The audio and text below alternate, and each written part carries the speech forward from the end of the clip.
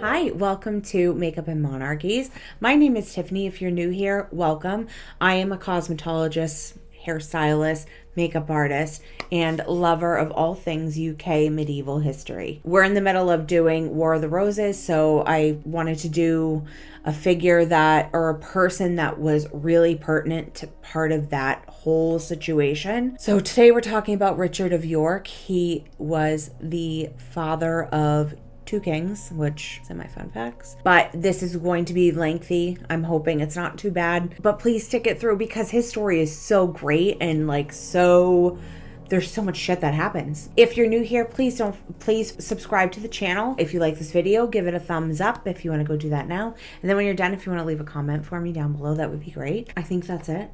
Let's just get on into it. It's a long one today. Let's buckle up. So, Richard of York, or born as Richard Plantagenet, was born on September 22nd of 1411. He was the son of Richard, Earl of Cambridge, and Anne Mortimer. So the Earl of Cambridge and Anne were descendants of Edward III. So Richard was the Earl of Cambridge and Anne Mortimer were descendants of Edward III. This made Edward to Richard paternal great-grandfather and maternal 3 times great-grandfather. So is your head spinning yet? Because mine was trying to figure this all out, and then of course it was right there in front of me, so whatever. Sometimes my blonde really shows through. So Richard, or Edmund, Richard's paternal grandfather, who was the first Duke of York, and he is the one who founded the House of York. Now, little baby Richard was in the mix of the succession after his maternal uncle, another Edmund, Earl of March, died without children. It gave baby Richard a claim to the throne. I'm going to be biased for a second. His claim was better. Sorry. I'll die on this hill, and you can fight me on it. I don't care. So Richard had an older sister named Isabel, who was born about 2 years before him, but Anne died shortly after Richard was born. When Richard was about 3, his father was involved in the Southampton plot, which was a rebellion against Henry V, his cousin. Because of it, Cambridge was beheaded. Richard succeeded his father as Duke of York, as well as the estates of the Mortimer family. After Cambridge's death, little Richard became the ward of the crown, and because he was an orphan, his mom died shortly after his birth. The property he owned was managed by royal officials. Even though his father had plotted against the king, Richard was allowed to inherit his family estates without any legal constraints. Shocking, I know. His vast lands as Duke of York meant that his wardship was a valuable gift from the crown. So in December of 1423, it was sold to Ralph Neville, first Earl of Westmoreland. So in the spring of 1434, Richard was present at the Great Council meeting at Westminster. There was an attempt to pacify Henry's uncles, John, Duke of Bedford. Does he sound familiar? And Humphrey, Duke of Lancaster. And this was over disagreements about the conduct of the war in France. Since Henry V's conquest in France couldn't be carried forever, England was left with 2 choices. Either they needed to conquer more territory to make sure they held permanent French rule, or to give up territory to gain negotiated settlements. However, after the Treaty of Arras of 1435, Burgundy stopped recognizing England's claim to the French throne. In May of 1436, following the Duke of Bedford's death, Richard was appointed to succeed him as commander of the English forces in France. This was among other measures to retain French possessions until Henry could rule, since he was still a minor. Richard's departure was delayed because of disagreements related to the terms of his indentures. So instead of getting the same powers Bedford had as regent, Richard had to settle for a smaller role as lieutenant governor, or lieutenant general and governor. This meant he wasn't allowed to appoint major financial or military officials. Richard landed in France on June 7th of 1436 in Honfleur. If you're not new here, we know French isn't great with me, so move on. Because of the fall in Paris, Richard was forced to go to Rouen.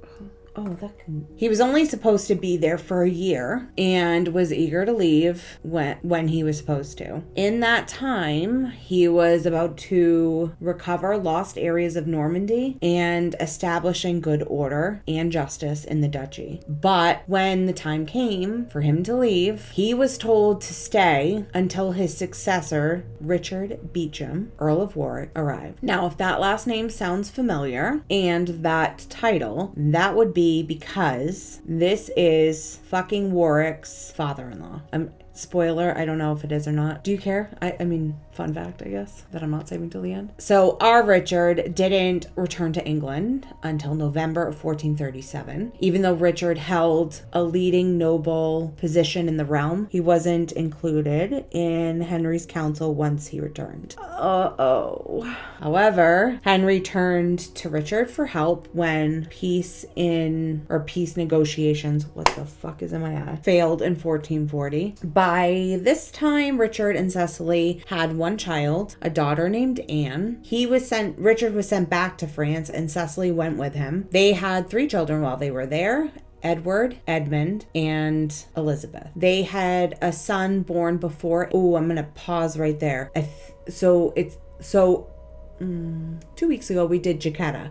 Jacquetta Woodville, Duchess of Bedford, was godmother to this Elizabeth. It's assumed based on dates that it would be her. Anyways, I digress. They had a son before Edward was born. His name was Henry, and he was born in Hatfield, but he died young. So there's really, really very, very little info on him. When Richard got to France in 1441, he moved up the Seine toward Pontoise, which had been besieged by the French. Richard failed to get France to engage in a battle, so Lord Talbot and Richard led a campaign that involved several river crossings around the Seine and chased them almost up to the walls in Paris. But by the end of it, France took Pontoise by assault in September of 1441. Richard was still holding Normandy in 1442. He signed a treaty with Isabel, Duchess of Burgundy, on April 23rd of 1443. This created an indefinite truce between England and Burgundy. Richard was paid an annuity of 20,000 pounds in 1441 and 42. So that now is 22 million pounds, but didn't receive anything more from England until February 1444. However, there is an account that shows Richard's net income from Welsh and marsh lands alone were 3,430 pounds between the year 43 and 44. So that would be roughly 3 million pounds now. Not too shabby. In 1443, Henry put John Beaufort, the new Duke of Somerset, in charge of an army of 8,000 men. At first, this was supposed to be a relief of Gascony, but instead it denied Richard of needed men and resources when he was struggling to hold the borders in Normandy. It's possible that the terms of Somerset's appointment may have made Richard feel like his role as regent over Lancastrian France was dwindled down to governor of Normandy. Somerset's actions or conduct had brought England to odds with the Dukes of Brittany and Alençon, which messed with Richard's attempt to get the English in an alliance with French nobles. I really need to start doing my makeup. Somerset's army won nothing and went back to Normandy. Oh my god. And Somerset died there in 1444. This could have been the start of the hate Richard held for the Beaufort family, and I smell a fire starting. A truce returned with France, and the rest of Richard's time there was him doing administrative and domestic issues. Richard met with Margaret of Anjou, Henry's fiancée, on March 18th of 1445 at Pontois. Richard returned to England on October 20th of 1445. So 1 year turned into 5. Because he had spent so much time in Normandy, he became like-minded to those there that were against policy of Henry's council against France. On December 24th of 1446, the lieutenant position went to Edmund Beaufort, 2nd Duke of Somerset, a title inherited from his brother. So what a great Christmas gift to Richard, isn't it? Richard didn't attend some of the King's Council meetings, but he spent most of his time in the administration of his estates on the border of Wales. Richard was made into Lieutenant of Ireland on July 30th of 1447. This appointment was logical since Richard held the title Earl of Ulster and had a good amount of land in Ireland. It was also a convenient way for him to take, or it was a convenient way to take him out of England and France. And this was a 10-year term and ruled him out for any other high office during the time. However, local issues in England kept him there until June of 49. Then he went to Ireland and brought his once again pregnant wife Cecily and an army of 5,000 men. Cecily gave birth to their 9th child, a boy named George. That sounds like a song. While in Ireland, Richard soon claimed lack of finances to defend English possessions. He was owed around £37,000 by the crown. That is £39.6 million now. And the income of his estates was going down, so Richard had headed back to England. By 1450, the shortcomings of England's royal government came to a head with the political issues. Let's race the clock here to try and make sure that doesn't get in my eye. By May of that year, 3 men had been lynched and William de la Pole was executed while he was going into exile. The following month, there was a revolt and they took over London. Now, here's where shit gets a bit crazy. Richard gets into Wales and evades an intercept by Henry. He gains traction and followers, and after a meeting in London with the king, he continues to recruit away from London. He was basically a reformer and demanding for a better government. Come April 51, that looks fucking crazy, it was proposed that Richard should be recognized as the heir to the throne, and Parliament was dissolved. The following year, Richard tried for power again and pushed for the declaration of heir, as Henry and Margaret had not yet had a child. Richard was in Ludlow at the time, but made his way back to London just to find the gates barred against him. However, Richard was forced to come to a compromise with Henry. He told Henry of his complaints about the Duke of Somerset, but was then taken to London and put under house arrest and made to swear an oath of allegiance at St. Paul's. Summer of 1453 rolls around. Margaret is finally pregnant. It's thought that if she miscarried, that the newly married Edmund Tudor and Margaret Beaufort gave an alternative line of succession. I'm sorry, but that is a reach for the line of succession. Again, that's a hill I'll die on. In August, Richard had already lost both of his offices and Henry goes into a mental breakdown. We talked a little bit about that last week. Unable to speak, unresponsive, and led from room to room. He's 31 at the time. Poor guy. I mean, I really do feel bad for him. Richard was included in the Great Council despite Somerset's wishes. Margaret gives birth to a baby boy in October of 53, and it was a son named Edward. Westminster, Prince of Wales. So Richard is finally appointed as Protector of the Realm on March 27th of 1454. That didn't sound right in my head, but it was right. And his brother-in-law, Richard Neville, Earl of Salisbury, was appointed as Chancellor. So shit was getting hot and bothered between the Percy and Neville families. Somerset and Henry by proxy sided with the Percy family, and this forced the Neville family to side with York. And thus, we have the beginning of the War of the Roses. Things are starting to boil. Henry finally recovers from his catatonia after 17 months in January of 1455. He reversed Richard's doings and Somerset was restored to favor. Richard's roles were yanked and Salisbury was resigned as chancellor. Then Richard, Salisbury, and Salisbury's oldest son, Richard Neville, fucking Warwick, were threatened on May 21st in a great council in Leicester. Richard and the Neville relations recruited in the north, and this left no time for Somerset to raise a force large enough to support the king. Henry and Somerset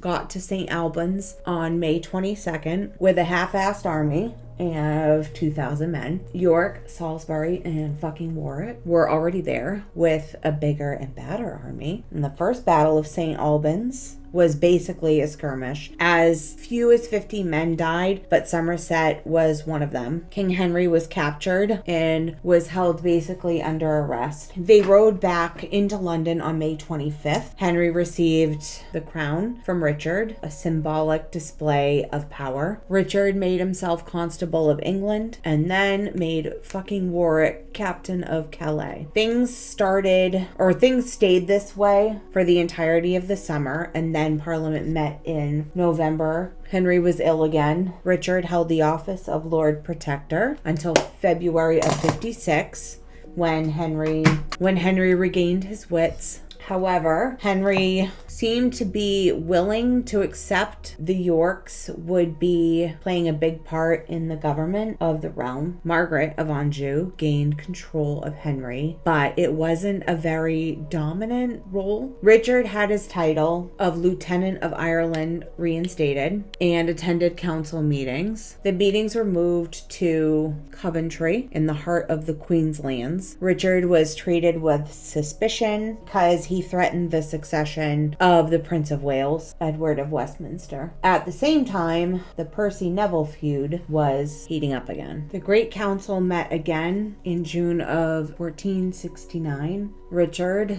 the Nevilles, and other lords didn't show because they were afraid that armed forces had been brought to arrest them. So instead, they met with their own troops and fucking Warwick's men from Calais. Parliament met at Coventry in November without Richard and the Nevilles. This meant that they were going to be accused of treason. Richard and his supporters raised their armies and were scattered around the country. Salisbury held back a Lancastrian ambush at the Battle of Blore Heath on September 23rd of 59. Fucking Warwick evaded an army that was under the control of Somerset, and after he and Salisbury met up with Richard, October 12th held the Battle of Ledford Bridge. It was a bust, basically, very little happened. Richard fled to Ireland. Salisbury and fucking Warwick, as well as Richard's son Edward, went to Calais. Duchess Cecily and their two youngest sons, George and Richard, were captured at Ludlow Castle and imprisoned in Coventry. Richard was still Lieutenant of Ireland. Ooh, I cut my brush on the first go. And the Parliament of Ireland backed him by giving him military and financial support. Fucking Warwick gained control. I'm telling you, that is my new nickname for him. So every time I refer to him, it's going to be this way. Sorry if you can't take my cursing or my swearing. Bye. I'm sorry. So fucking Warwick gained control of the English Channel. However, in December of 59, Richard and his two pals suffered from an attainder. So that's when you were basically accused of a capital crime. Their lands were given back to the king. This was an extreme punishment a member of the nobility could suffer. The only way he could get his stuff back was to invade England. So July 10th, the Yorks defeated the Lancastrians' army at the Battle of Northampton, taking Henry captive again. Richard stayed in Ireland for this, but didn't come back to England until September 9th. This time he returned as king and displayed an English coat of arms as he made his way into London and got there on October 10th. He took up residence in a royal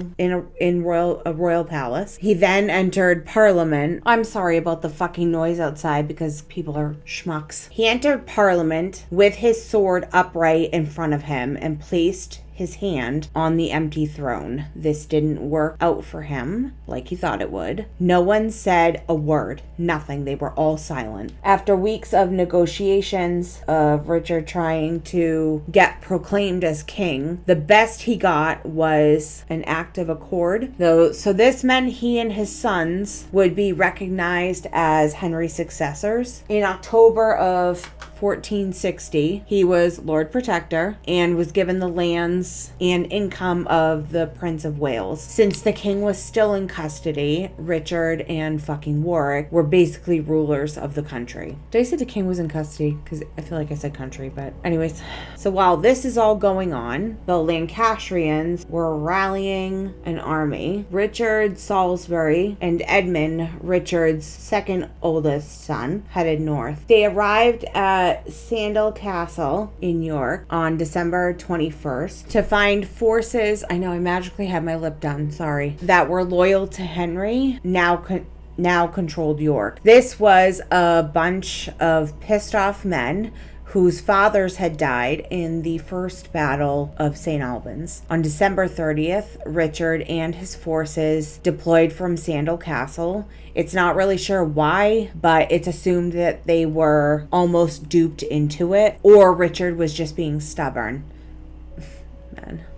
The Yorks were heavily defeated at the Battle of Wakefield. It was during this battle that our Richard dies. It's not known exactly how. He was either unhorsed or literally fought to the death. He was beheaded. His son Edmund tried to flee, but was captured and also beheaded. Salisbury did escape, but was captured and executed the following night. Richard was buried at Pontefract. His head, along with his sons and Salisbury's, were put on spikes and displayed over Micklegate Bar at York. His remains were later interred at Church of St. Mary's and All Saints in Fotheringhay. So that's it for Richard, but I'll be right back with fun facts. So although Richard did not become king, two of his sons did. They were Edward IV and Richard III, and all monarchs after his death and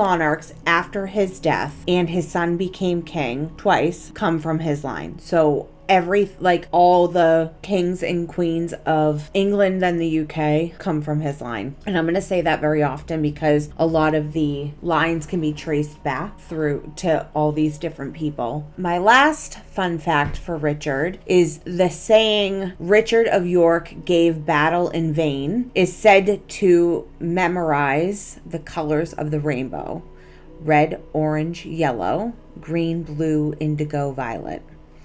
So that I thought was really cool. I'm assuming that's more of a UK song or saying, because that's not something said here in the States, but so I thought it was cool.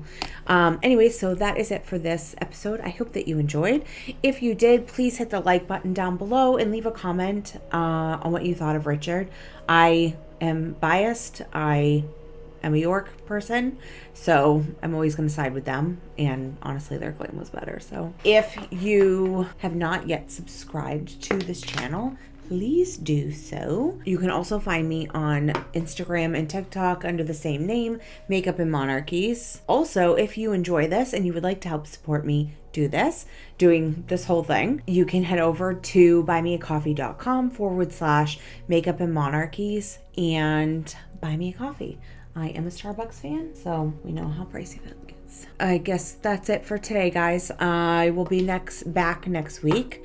But before I go, if you like this lipstick, I am going to let you know that if you go onto our buy something from the company Flower Knows. I'm sure you've seen this on the socials. You can use my discount code Makeup and Monarchies and save yourself some money. It'll be listed down below. This is the Strawberry Rocco Cloud Lip Cream, and I'm telling you, this is the color Velvet Redwood, and I love it. It is so pretty. It's also a really easy wear, meaning it's very satiny and very silky. You don't feel like you have anything on. It's great. So if you want to head over there and use my discount code Makeup and Monarchies, all one word, and save yourself some money. That's it for today, guys. Thank you so much for watching. I hope that you enjoyed. I will see you next week. Bye.